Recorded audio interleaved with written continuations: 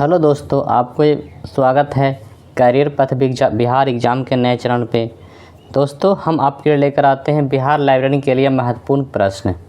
तो दोस्तों, महत्वपूर्ण प्रश्न स्टार्ट करने से पहले हम आपसे कुछ कहना चाहते हैं कि दोस्तों, ये बहुत दुख की बात है कि सितंबर का महीना में भी बिहार लाइब्रेरी का एग्ज़ाम का कोई नोटिस नहीं है, सरकार कुछ नहीं बोल रही है।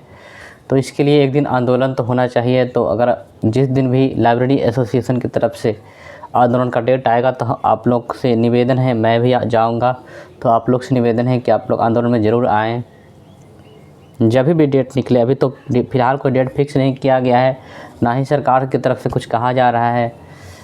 तो अब सितंबर में अगर वैकेंसी नहीं आई तो फिर अक्टूबर में तो पर्व त्यौहार है, फिर तो इलेक्शन का घोषणा हो जाएगा, फिर तो कुछ कह ही नहीं सकते हैं। लेकिन हम लोग अपना पढ़ाई स्टार्ट रखेंगे, हम लोग कुछ कुछ प्रश्न करते रहेंगे। जब एग्ज़ाम आएगा तो हम लोग ज़्यादा पढ़ेंगे, लेकिन जब तक एग्ज़ाम का घोषणा नहीं हुआ है, कुछ नहीं हुआ है, तो हम लोग थोड़ा सा ही पढ़ेंगे। लेकिन हम लोग पढ़ेंगे जिससे क्या होगा कि हम लोग जब एग्ज़ाम आएगा तो हम लोग और सबसे थोड़ा सा आगे रहेंगे। तो दोस्तों, आज का प्रश्न शुरू करते हैं। इसके पहले एक चीज़ और कहना चाहते हैं कि हम बिहार एसएससी का भी सेट शुरू करेंगे और बिहार लाइब्रेरी का सेट चल रहा है, वो चलते रहेगा। MIS मैनेजमेंट इंफॉर्मेशन सिस्टम का मुख्य कार्य क्या है? MIS का फुल फॉर्म क्या होता है दोस्तों? ये होता है मैनेजमेंट इंफॉर्मेशन सिस्टम। इसका मुख्य कार्य है निर्णय लेने में प्रबंधन की सहायता के लिए सूचना प्रदान करना। इसका मुख्य कार्य क्या है? निर्णय लेने में। MIS का क्या होता है? मैनेजमेंट मतलब क्या होता है? इसका हिंदी होता है प्रबंधन। मैनेजमेंट का हिंदी क्या होता है? प्रबंधन होता है। तो निर्णय लेने में प्रबंधन की सहायता के लिए सूचना प्राप्त करना इसका मुख्य कार्य है। ऑप्शन नंबर बी हो जाएगा दोस्तों 51 नंबर का। अगला, राष्ट्रीय सूचना विज्ञान केंद्र NIC। राष्ट्रीय सूचना विज्ञान केंद्र NIC किस मंत्रालय के अधीन है? तो ये दोस्तों किसके अधीन है? इलेक्ट्रॉनिक और सूचना प्रौद्योगिकी मंत्रालय। NIC का फुल फॉर्म क्या होता है? National informatics centre. NIC का फुल फॉर्म क्या होता है? National informatics centre. इसका हिंदी में नाम होता है राष्ट्रीय सूचना विज्ञान केंद्र। ये स्थित है दिल्ली में। इसका मुख्यालय है कहाँ? अगर पूछेगा कि राष्ट्रीय सूचना विज्ञान केंद्र NIC का मुख्यालय कहाँ है, तो दिल्ली में है। और इसकी स्थापना 1976 में हुआ था। और ये किस मंत्रालय के अधीन है? इलेक्ट्रॉनिक और सूचना प्रौद्योगिकी मंत्रालय के अधीन है। ऑप्शन नंबर 20 का आंसर होगा। अगला, 53 नंबर, कट्टर की ऑब्जेक्टिव ऑफ द कैटलॉग में क्या शामिल है? कट्टर की ऑब्जेक्टिव ऑफ द कैटलॉग में पुस्तक को खोजना शामिल है। पुस्तक में क्या है यह दिखाना शामिल है, और पुस्तक के संस्करण और चरित्र के चयन में सहायता करना है। ये सभी शामिल है। एक्सपेंसिव क्लासिफिकेशन किसने दिया दोस्तों? ये दिया CA कट्टर ने। एनसाइक्लोपीडिया अमेरिकाना का प्रकाशक कौन है? एनसाइक्लोपीडिया अमेरिकाना का प्रकाशक कौन है? स्कोलास्टिक लाइब्रेरी पब्लिशिंग, जिसका पूर्व में नाम क्या था? ग्रोलियर। एनसाइक्लोपीडिया अमेरिकाना का प्रकाशक कौन है? Scholastic library. एनसाइक्लोपीडिया अमेरिकाना जो है संयुक्त राज्य अमेरिका USA में प्रकाशित होने वाला सबसे पुराने और व्यापक समान विश्वकोशों में से एक है। पुस्तकालय संघ लाइब्रेरी कंसोर्टिया का मुख्य लाभ क्या है? पुस्तकालय संघ लाइब्रेरी कंसोर्टिया का मुख्य लाभ क्या है दोस्तों? इसका लाभ है व्यक्तिगत पुस्तकालय के लिए लागत कम करना, यह भी है। संसाधनों तक व्यापक पहुंच प्रदान करना, यह भी है। मोल भाव करने की शक्ति बढ़ाना। तीनों का तीनों इसमें शामिल है। अगला, FRBR का पूर्ण रूप क्या है? FRBR का पूर्ण रूप क्या है दोस्तों? Function requirement for bibliographic records. FRBR का फुल फॉर्म क्या है? Function requirement for bibliographic records है FRBR का पूर्ण रूप। और FRBR के 4 प्रमुख कार्यकर्ता कार्य परिभाषित है। FRBR के 4 प्रमुख कार्य भी पूछता है कौन कौन है। तो FRBR के 4 प्रमुख कार्य क्या है? फाइंड, ऑप्शन रहेगा दोस्तों, 4 को लिखा रहेगा ऑप्शन, उसमें से एक को बदल देगा और आपको पूछेगा कि इसमें से कौन नहीं है। तो फाइंड, आइडेंटिफाई,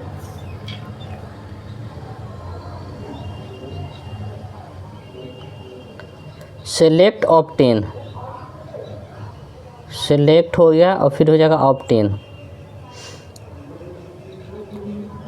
4 नंबर में ऑब्टेन। एफआरवीआर के 4 मुख्य स्तंभ हो गए। इसे इफ्ला द्वारा विकसित किया गया था। एफआरवीआर किसके द्वारा विकसित किया गया था? इफ्ला के द्वारा विकसित किया गया था। डीडीसी में सापेक्ष सूचकांक रिलेटिव इंडेक्स का उद्देश्य क्या है? डीडीसी में दोस्तों रिलेटिव इंडेक्स का उद्देश्य क्या है? इसका उद्देश्य है विभिन्न स्थानों पर बिखरे हुए वस्तुओं के पहलुओं को एक साथ लाना। डीडीसी में सापेक्ष सूचकांक का उद्देश्य क्या है? विभिन्न स्थानों पर बिखरे हुए विषय के पहलुओं को एक साथ लाना।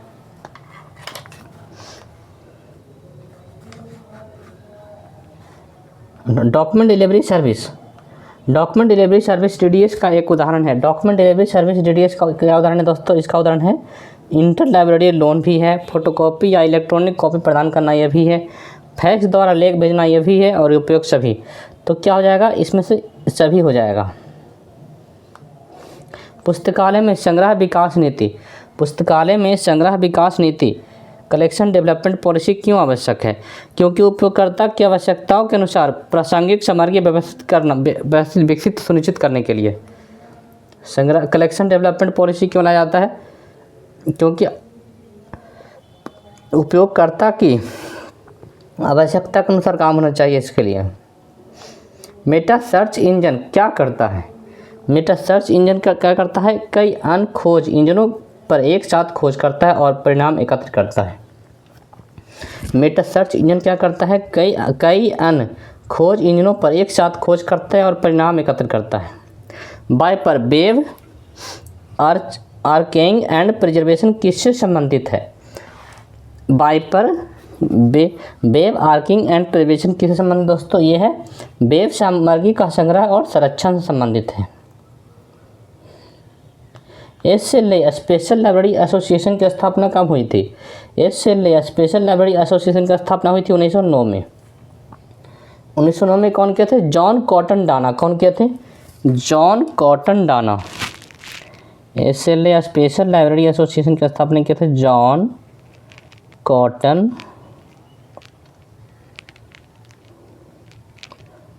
डाना 1909 में किए थे।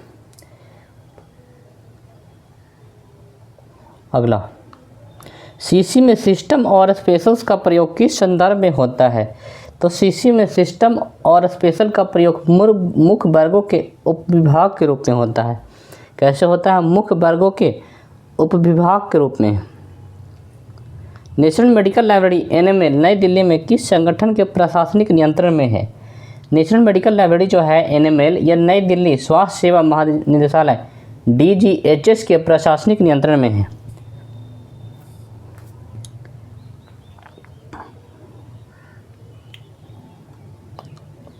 स्वास्थ्य सेवा महानिदेशालय DGHS के निदेशालय में है। और ये दोस्तों इसके बारे में बता दें कि NML जो है नेशनल मेडिकल लाइब्रेरी ये भारत सरकार के स्वास्थ्य और परिवार कल्याण मंत्रालय के अधीन स्वायत्त सेवा निदेशालय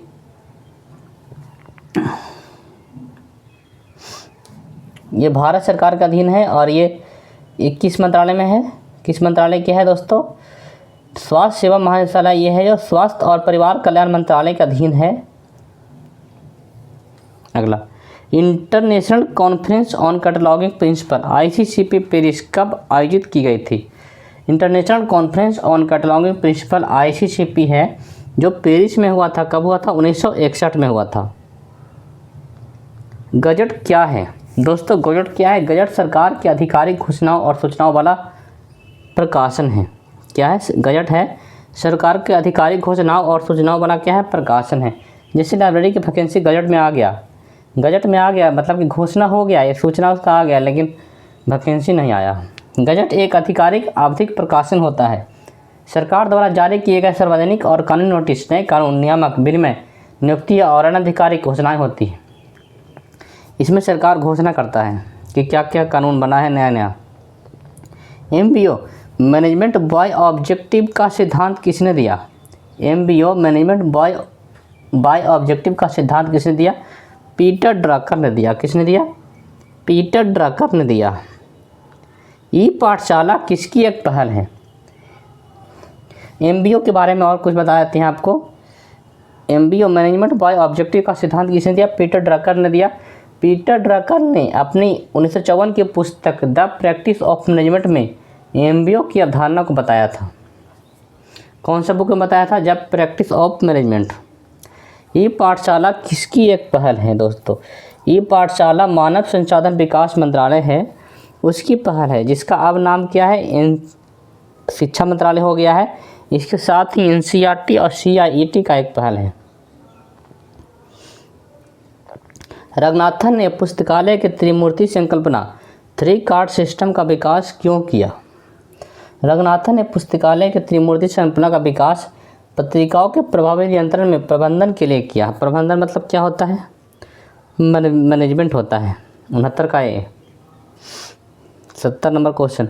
INB, अब सोच रहे हो कि कॉमन नंबर से क्वेश्चन स्टार्ट हुआ तो 50 क्वेश्चन इसके पहले वाला इस सेट से हम 50 क्वेश्चन पीछे करा चुके हैं और एक कॉमन नंबर से इसमें किए हैं। INB, इंडियन नेशनल बिब्लियोग्राफी में प्रविष्टि या एंट्री किस वर्गीकरण पद्धति के अनुसार व्यवस्थित होती है? दोस्तों, अगर बात हो कि कहाँ किस वर्गीकरण पद्धति के अनुसार व्यवस्थित है तो सबसे ज़्यादा यूज कौन होता है? DDC। सबसे ज़्यादा यूज दुनिया में हो रहा है क्या? DDC। तो INB में भी इंडियन नेशनल बिब्लियोग्राफी में भी DDC का ही यूज होता है। इंडियन नेशनल बिब्लियोग्राफी भारत में प्रकाशित पुस्तकों सरकारी प्रकाशनों का क्या है? एक ग्रंथ सूची है। इसमें केंद्रीय संदर्भ पुस्तकालय कोलकाता द्वारा प्रकाशित किया जाता है। INB किसके द्वारा प्रकाशित किया जाता है? केंद्रीय संदर्भ पुस्तकालय कोलकाता, मतलब सेंट्रल लाइब्रेरी कोलकाता के द्वारा। SC ब्रैडफोर्ड का लॉ ऑफ स्कैटरिंग किससे संबंधित है? SC ब्रैडफोर्ड का लॉ ऑफ स्कैटरिंग लेखों का किसी विषय पर विभिन्न पत्रिकाओं में वितरण से संबंधित है। लेखों का विभिन्न विषयों पत्रिकाओं में, ऑप्शन नंबर बी इसका आंसर। इसके बाद देखते हैं चेन प्रोसीड्यूर किसने विकसित किया? चेन प्रोसीड्यूर किसने विकसित किया दोस्तों? ये किए एस.आर. रंगनाथन ने। चेन प्रोसीजर जो है किसने विकसित किया? एस.आर. रंगनाथन ने विकसित किया।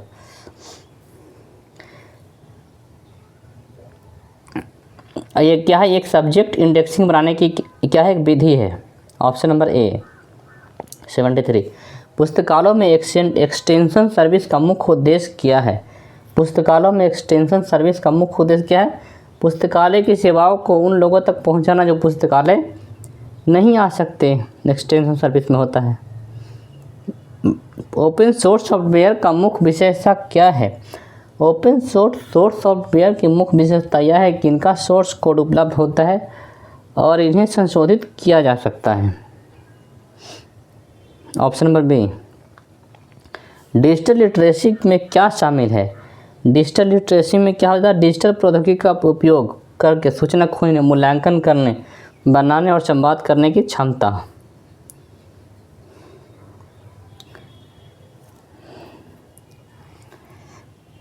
सेवेंटी 75 का आंसर डी हो जाएगा। उसके बाद चलते हैं 76 पे।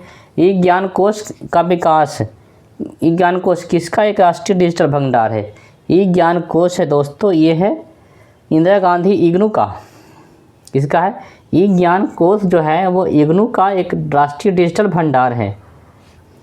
और ई ज्ञान कोश इग्नू का फुल फॉर्म क्या होता है? इंदिरा गांधी राष्ट्रीय मुक्त विश्वविद्यालय। इसमें इग्नू के विभिन्न पाठ्यक्रमों, ई ज्ञान कोश में इग्नू के विभिन्न पाठ्यक्रमों से संबंधित पाठ सामग्री, ऑडियो और वीडियो कार्यक्रम निःशुल्क उपलब्ध होते हैं। CC में organs of A classified catalogue क्या है दोस्तों? लेकिन इग्नू में जो है पूरा इंग्लिश में रहता है पढ़ा, बहुत ज़्यादा इंग्लिश रहता है। उससे आप पढ़ना भी चाहेंगे तो बहुत मुश्किल लगता है क्योंकि ज़्यादा इंग्लिश हो जाता है। CC में organs of A classified catalogue क्या है? CC में organs of A classified catalogue क्या है? वर्गीकृत भाग और वर्गानुक्रमिक भाग। क्या होगा आंसर? ऑप्शन नंबर बी इसका आंसर हो जाएगा। कैरियर एंड रेफरेंस बुक किस प्रकार की जानकारी प्रदान करती है? कैरियर एंड रेफरेंस बुक जो है विभिन्न व्यवसायों और करियर के अवसरों के बारे में जानकारी प्रदान करती है। ब्राउन इशू सिस्टम में किस चीज़ का प्रयोग लेखक के नाम के लिए किया जाता है? पुस्तक कार्ड का प्रयोग। किसका प्रयोग? पुस्तक कार्ड का प्रयोग। इफ्ला की स्थापना कब हुई थी दोस्तों? इफ्ला की स्थापना हुई थी 30 सितंबर किस शहर में हुई थी? हाँ, इफ्ला की स्थापना किस शहर में हुई थी? तो एडिनबर्ग स्कॉटलैंड में। एडिनबर्ग में हुआ था, जो कहाँ है? स्कॉटलैंड में है। और इसकी स्थापना कब हुई थी? 30 सितंबर 1927 को। कब हुआ था इफ्ला की स्थापना? 30 सितंबर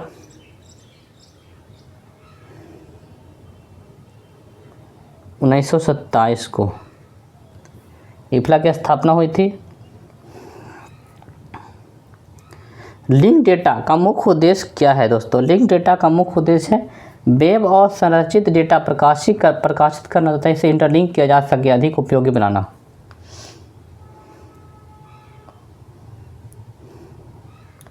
बुक मोबाइल किस प्रकार की पुस्तकालय संबंधित है?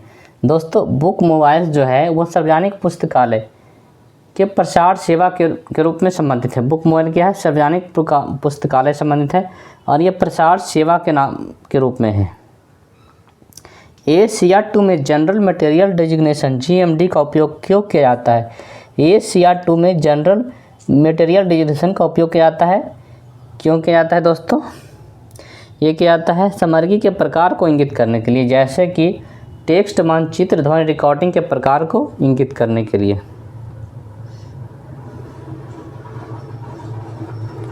ट्रेड बिब्लियोग्राफी का मुख्य रूप से किसके लिए उपयोगी है?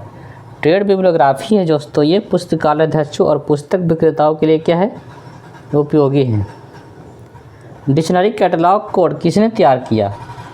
दोस्तों, डिक्शनरी कैटलॉग कोड CA कट्टर ने तैयार किया। किसने तैयार किया? CA कट्टर। विपो का पूर्ण रूप क्या है? विपो का पूर्ण रूप क्या है? World intellectual property organisation. क्या है दोस्तों? विपो का पूर्ण रूप क्या है? World intellectual property organisation. अब विपो की स्थापना कब हुई थी? 14 जुलाई 1967 में।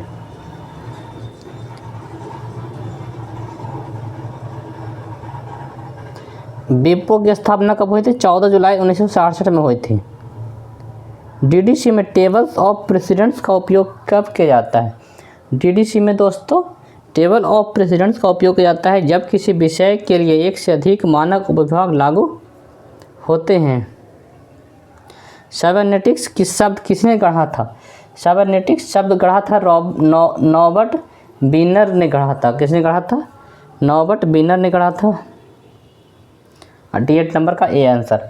ये क्या थे? अमेरिकी गणितज्ञ थे और दार्शनिक थे।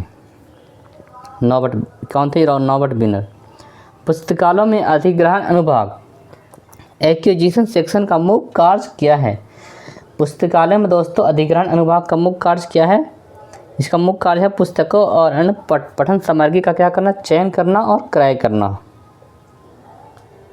एटलस में मुख्य रूप से क्या होता है? एटलस क्या है? मानचित्रों का संग्रह है। एटलस लीजिएगा बाजार से तो उसमें बहुत सारा मानचित्र रहेगा। तो क्या है? मानचित्र का ये संग्रह है, मैप का। निष्क्रियर का गठन किन दो संस्थाओं के विलय से हुआ? इंस्टॉक और निस्कॉम मिल के क्या बना? निष्क्रियर बना। इंस्टॉक और निस्कॉम मिल करके क्या बना? निष्क्रियर बना। C number. अब निष्क्रियर बन गया दोस्तों, तो निष्क्रियर इंस्टॉक और निस्कॉम मिलकर निष्क्रियर बन गया और निष्क्रियर के साथ क्या मिल गया? निस्टैड। तो निष्क्रियर जब 2021 में निष्क्रियर और निस्टैड मिलकर क्या बना? NISCPR। निष्क्रियर बना, निष्क्रियर है ना, निष्क्रियर का प्लस में क्या मिल गया? निष्क्रियर के साथ मिल गया निस्टैड्स। ये सब यूके का है, इंग्लैंड का। निस्टैड्स मिल गया, इसी दोनों मिल करके प्लस होकर क्या बना? NISCPR। तो इंस्टॉक प्लस निस्कॉम हो गया निष्क्रियर और 2021 में क्या हुआ? निष्क्रियर और निस्टैड मिलकर क्या बना? NISCPR। CC के 7वें संस्करण अप्रकाशित में एनर्जी आइसोलेट्स के कितने प्रकार बताए गए हैं? CC के 7वें संस्करण अप्रकाशित है हुआ था। उसमें प्रकाशित होने के पहले ही एनर्जी आइसोलेट्स के 3 प्रकार बताए गए थे। कितना बताए गए थे? 3 प्रकार बताए गए थे। विकिपीडिया किस प्रकार की सूचना का स्रोत है? विकिपीडिया क्या है दोस्तों? ये तृतीयक सहयोगी रूप से निर्मित विश्व सूचना का एक स्रोत है। तृतीयक है, तृतीयक। पुस्तकालय भवन के डिजाइन के लिए रंगनाथन ने कौन सा सिद्धांत दिया?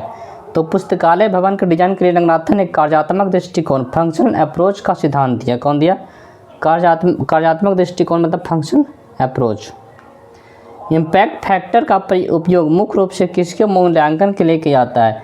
इम्पैक्ट फैक्टर का प्रयोग दोस्तों किया जाता है शोध पत्रिका और जर्नल्स के रूप के मूल्यांकन के लिए किया जाता है।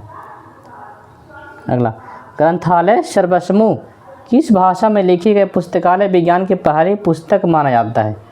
तो ग्रंथालय सर्वसमूह जो लिखाया गया था तो तेलुगु भाषा में। किस भाषा में? तेलुगु भाषा में लिखी गई पुस्तकालय विज्ञान की ये पहली पुस्तक है। और पद्मश्री, जिनको पद्मश्री मिल गया था, अयंकी वेंकट रमैया थे, उनको पद्मश्री मिला था। उन्हें आंध्र प्रदेश के पुस्तकालय जनक के रूप में माना जाता है, वही किताब को लिखे हैं।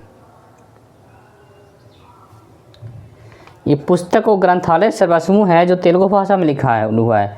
और इसको लेखक कौन है? अयंकी वेंकट रमैया है, जिनको पद्मश्री मिला था और ये यही पुस्तक को लिखे हैं। इन्हें आंध्र प्रदेश में पुस्तकालय विज्ञान के जनक के रूप में माना जाता है, अयंकी वेंकट रमैया को। यूडीसी में अंकगणितीय अंकन अर्थमेटिक नोटेशन का क्या अर्थ है? यूडीसी में अंकगणितीय अंकन अर्थमेटिक नोटेशन का अर्थ है दशमलव संख्याओं का प्रयोग। क्या है? दशमलव संख्याओं का प्रयोग। पुस्तकालय ने पुस्तक प्रदर्शनी बुक एग्जीबिशन आयोजित करने का मुख्य उद्देश्य क्या है? इसका उद्देश्य क्या दोस्तों? पाठकों को नए और महत्वपूर्ण पुस्तकों से परिचित कराना। बुक एग्जीबिशन होगा, पुस्तक प्रदर्शनी होगा, तो पाठक आएंगे जो हर तरह के पुस्तक को देखेंगे। भारत में स्वतंत्रता के पश्चात इंपीरियल लाइब्रेरी नाम परिवर्तन अधिनियम कब पारित हुआ, जिसके साथ इसका नाम नेशनल लाइब्रेरी ऑफ इंडिया हुआ? दोस्तों, भारत में स्वतंत्रता के पश्चात बाद इंपीरियल लाइब्रेरी नाम परिवर्तन अधिनियम 1948 में पारित हुआ, जिसके तहत नेशनल लाइब्रेरी ऑफ इंडिया बना। नेशनल लाइब्रेरी ऑफ इंडिया उसका नाम पड़ा, इंपीरियल लाइब्रेरी का नाम चेंज करके क्या बन गया? National library of India. कब बना? 1948 में। ये कब हुआ दोस्तों? राष्ट्रीय पुस्तकालय को औपचारिक रूप से कब जनता के लिए कब खुला गया? 1953 में। इंपीरियल लाइब्रेरी नाम परिवर्तन अधिनियम कब आया, जिसके तहत नेशनल लाइब्रेरी ऑफ इंडिया नाम हो गया? 1948 में हो गया। लेकिन अगर पूछेगा कि नेशनल लाइब्रेरी को जनता के लिए कब खोला गया, तो 1 फरवरी 1953 में खोला गया। SCONUL society for college national and university library किस देश का संगठन है? ये दोस्तों यूके और आयरलैंड का संगठन है। किसका संगठन है? यूके और आयरलैंड। दोस्तों, आज 50 क्वेश्चन का सीरीज ख़त्म हो गया, तो हम आपके लिए आगे भी बिहार लाइब्रेरी के लिए 50 क्वेश्चन का सीरीज लाते रहेंगे। और देखिए, अगर सरकार साथ देगी, सरकार हम लोग का बात सुनेगी, तो पक्का एग्ज़ाम होगा लाइब्रेरी का। अगर नहीं होगा तो एक दिन तो होना ही है एग्ज़ाम, आज हो कल हो चाहे 2 साल बाद हो, लेकिन बिहार लाइब्रेरी का एग्ज़ाम एक दिन होगा। हो सकता है कि वैकेंसी आ जाए, और वैकेंसी अगर नहीं आएगी तो फिर इलेक्शन के बाद 2-3 साल बाद कभी वैकेंसी आएगी। लेकिन आप लोग थोड़ा थोड़ा पढ़ते रहिएगा, ऐसा नहीं कि एकदम पढ़ाई छोड़ दीजिएगा तो फिर सब कुछ नया जैसा हो जाएगा। तो आप लोग थोड़ा थोड़ा पढ़ते रहिए। और हम इसी चैनल पे बिहार एसएससी का भी सेट शुरू करेंगे, जिसमें बिहार एसएससी में बहुत सारा सीट है, तो उसका भी शुरू करेंगे। दोस्तों, आज का क्लास यहीं ख़त्म करते हैं। हम लोग अगले क्लास में फिर मिलेंगे।